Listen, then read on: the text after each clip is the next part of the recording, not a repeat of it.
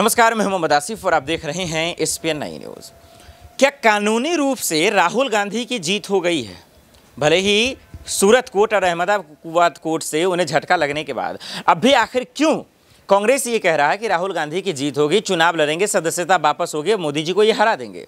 तो चलिए एक रिपोर्ट से समझाते हैं कि कैसे कांग्रेस कह रहा है कि कानूनी रूप से राहुल गांधी की जीत हुई। राहुल गांधी को फंसाया गया, मोदी सरकार डर गई थी, इस वजह से राहुल गांधी की सदस्यता रद्द करवाई गई। क्या यही सच्चाई है या इसके पीछे कुछ और खेल है? क्या मोदी सरकार वाकई में डर गई है राहुल गांधी से, यही सच है, या कुछ और इसके पीछे का दाव है?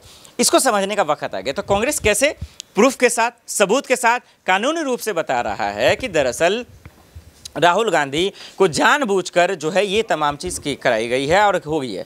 तो चलिए दर्शकों, आपको दिखाते हैं और बताते हैं कि किस तरीके से राहुल गांधी को कानूनी रूप से ये हुआ है। जरा ये रिपोर्ट देखिए। मैं आपके समक्ष विनम्रता से कहना चाहता हूं कि कांग्रेस पार्टी की, राहुल गांधी की नीति हमेशा बड़ी स्पष्ट रही है। खुले रूप से आप जितना भी कोशिश कर लो, डराने की, धमकाने की, आवाज़ को रोकने की, झूठे केसेस फाइल करने की, उससे आवाज़ दबने वाली नहीं है। सामाजिक, आर्थिक, राजनीतिक जो जलते हुए मुद्दे हैं इस देश के, उनके विषय में श्री राहुल गांधी बोलते रहेंगे, आवाज़ उठाते रहेंगे। मैं जानता हूं कि ये निर्णय आया है एक 2009 की बेरोज़गारी, कीमतों की बढ़ोतरी के दौरान कहे हुए कुछ शब्दों की स्पीच दौरान। आज 2019 कोलार में, 2019 कोलार में। अब इस निर्णय के बारे में मैं आपको 3-4 चीज़ें बताना चाहता हूँ। मैं कहने से पहले ये आपको बता दूं कि ये करीब 170 पन्ने का है, गुजराती में है। मैं गलती नहीं करना चाहता स्पष्टता और एक्यूरेसी के विषय में। पूरी तरह से हमारे पास अभी अनुवाद भी नहीं है, लेकिन मोटा मोटा बता रहा हूँ मैं आपको, और अगर उसमें कुछ संशोधन होगा तो आपको कल परसों और बात करेंगे। नंबर 1, मानहानि के विषय में एक सिद्धांत कानून का मूल सिद्धांत है, और वो ये है कि आपको किसी स्पष्ट व्यक्ति या स्पष्ट चीज़ के विषय में मानहानि करनी चाहिए, आरोपित रूप से कम से कम। आप मानहानि एक मोटे मोटे बड़े बड़े मुद्दे के विषय में नहीं कर सकते। एक ऐसे विषय के बारे में जिसमें स्पष्टता नहीं है, एक व्यक्ति विशेष के विरुद्ध आक्षेप नहीं है, और अगर वो आरोप वेग हैं, ज़्यादा ब्रॉड हैं, बहुत बड़े एक हिस्से को, जनसंख्या को लेते हैं अपने आरोपों में, तो उसको मानहानि नहीं कह सकते।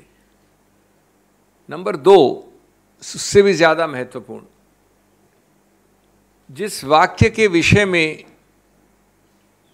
चुनौती दी गई है कानून द्वारा, उस वाक्य में के विषय में किसी भी उन व्यक्तियों ने कोई भी कंप्लेंट फाइल नहीं की है जिनके संबंध में वो वाक्य कहा गया है। जो भी नाम लिए गए हैं, जो भी चीज़ें कही गई हैं, उनमें से कोई व्यक्ति ने कोई कंप्लेंट फाइल नहीं की। ये भी मानहानि के कानून का एक बहुत अभिन्न अंग है कि जिसकी मानहानि हुई है उसको ही कंप्लेंट फाइल करनी होती है, और उसको बताना होता है कि किस प्रकार अमुक व्यक्ति के कहने से इस व्यक्ति की मानहानि हुई। ये कंप्लेंट उनमें से किसी व्यक्ति द्वारा नहीं है। नंबर 3, जब फौजदारी मुकदमा करते हैं, जो कि किया गया इस केस में, तो एक गलत नीति, द्वेष की भावना सिद्ध करना अति आवश्यक है। कोलार की अगर आप पूरी स्पीच देखेंगे तो वो जनहित के बारे में है, राजनीति के बारे में है, कीमतों की बढ़ोतरी के बारे में है, बेरोज़गारी के बारे में है। उसके दौरान अगर ये वाक्य, जिसको आज आपत्तिजनक माना गया है, जिसको भी चुनौती दी जाएगी ऊपरी अदालतों में, तो भी ये नहीं कह सकता कोई भी कि द्वेष की भावना से, बदमिजाजी से, जानबूझकर, जिसको मैलाफिडे इंटेंट कहते हैं, मैलिस कहते हैं कानून में, ये एक अनिवार्य अंग है इस आरोप का, और जब तक ये साबित नहीं होता पूरे संदर्भ से तब तक आप नहीं कह सकते कि ये ऑफेंस बना है। ये पूरी तरह से इस केस में साबित नहीं हो सकता है क्योंकि वाकया संदर्भ एकदम अलग था। चौथा, और ये चीज़ें अभी जैसा मैंने कहा इसके डिटेल्स चेक करने हैं, लेकिन जो अभी उनको अभी तक तथ्य मिले हैं उसके अनुसार ये मामला काफ़ी अरसे तक एक मैजिस्ट्रेट मिस्टर एक्स के सामने था। जब वो वहाँ था तो याचक ने, कंप्लेनेंट ने बड़े कोर्ट में, हाई कोर्ट में जाकर इस पूरे प्रक्रिया का स्टे ले लिया, रुकवा दिया उसको काफ़ी अरसे तक, कई महीनों तक। जब उस व्यक्ति का स्थानांतरण हुआ या वो उस ओहदे से हट गए तो ये याचिका जो ऊपरी अदालत में डाली गई थी उसको विड्रॉ कर लिया गया और ये वापस नीचे आ गई एक भिन्न मैजिस्ट्रेट के सामने, जहां अभी आपको निर्णय अब आया है। तो इसकी तारीखें, इस प्रक्रिया को भी हम गौर से देखेंगे कि एक ठीक प्रकार से ये न्यायिक प्रक्रिया हुई है कि नहीं। लेकिन प्राथमिक दृष्टि से ये चौथा मुद्दा भी अत्यंत महत्वपूर्ण है। पांचवा, एक प्रावधान है कानून में, उसको 202 कहते हैं। 202 विशेष रूप से बनाया गया उनके लिए कि अगर वारदात हुई कोलार में और आपने जाके त्रिवेंद्रम में कंप्लेंट फाइल कर दी, वारदात हुई कोलार में और आपने जाके श्रीनगर में कंप्लेंट फाइल कर दी, तो कोई भी मैजिस्ट्रेट उसकी शुरुआत करने से भी पहले, निर्णय तो बहुत बात की बात है, शुरुआत करने से भी पहले एक जांच करेगा कि ये पूरी तरह से आउट ऑफ जुरिस्डिक्शन है या जुरिस्डिक्शन के अंदर यानी अधिकार क्षेत्र के अंदर है कि नहीं है। 202 का इसमें सीधा उल्लंघन हुआ है। सूरत के मैजिस्ट्रेट ने जिस आसानी से इस मामले में आगे बढ़ोतरी की है और फिर निर्णय दिया है कोलार वाले वक्तव्य के विषय में, वो अत्यंत आपत्तिजनक है कानूनी रूप से और क्वेश्चनेबल है, जो कि और हम इसका विश्लेषण करेंगे।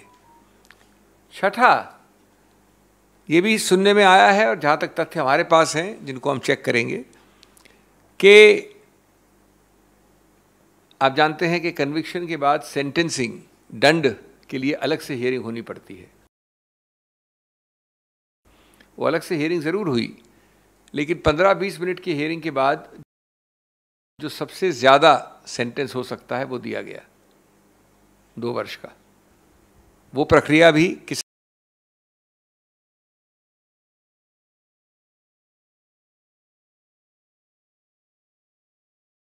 हद तक सही है, गलत है, उसको भी देखा जाएगा।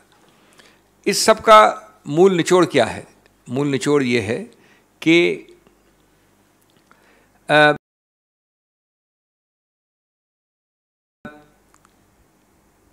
जानबूझकर गलत केसेस को थोपकर आवाज़ को रोकना, बंद करना, डराना, धमकाना, ये प्रक्रिया ये सरकार भिन्न भिन्न रूप से कर रही है। साथ साथ इससे कहीं ज़्यादा आपत्तिजनक वक्तव्य दिन प्रतिदिन इनके द्वारा, इनके मंत्रियों द्वारा, इनके वरिष्ठ नेताओं द्वारा, इनके कार्यकर्ताओं द्वारा को अनदेखी, अनसुनी कर दिया जाता है। लेकिन इस भय से अगर वो सोचते हैं कि किसी रूप से जनहित के मुद्दों को उठाने में कांग्रेस हिचकेगी या राहुल गांधी हिचकेंगे, तो ये गलत धारणा है। जैसा मैंने कहा, ये एक पहला निर्णय है, सबसे निचले दर्जे का निर्णय है, जो कि हमारी न्यायिक हायरार्की में सबसे निचला दर्जा होता है मैजिस्ट्रेट का। इसके बाद सेशंस कोर्ट ले जाएंगे इसको, और उसके ऊपर भी कई अदालतें हैं। ये गलत निर्णय है, कानून में इसका समर्थन नहीं किया जा सकता, और हम आश्वस्त हैं कि जल्द से जल्द इस विषय में हमारे पास एक सकारात्मक निर्णय आएगा। देखा आपने, राहुल गांधी के समर्थक साफ शब्दों में कह रहे हैं, प्रूफ भी दिखा रहे हैं, सबूत दिखा रहे हैं, लेकिन इसके बावजूद कोर्ट से राहत क्यों नहीं मिल रहा है? क्या सुप्रीम कोर्ट जाएंगे? और जाएंगे तो कब जाएंगे? क्योंकि ज़्यादा दिनों का वक्त नहीं है, और जेल चले जाएंगे तो फिर उनका बचना मुश्किल हो जाएगा। ऐसे में सवाल है कि क्या कांग्रेस राहुल गांधी को बचा पाएगा? देश दुनिया की बड़ी खबरों के लिए देखते रहे SPN9 न्यूज़। नमस्कार।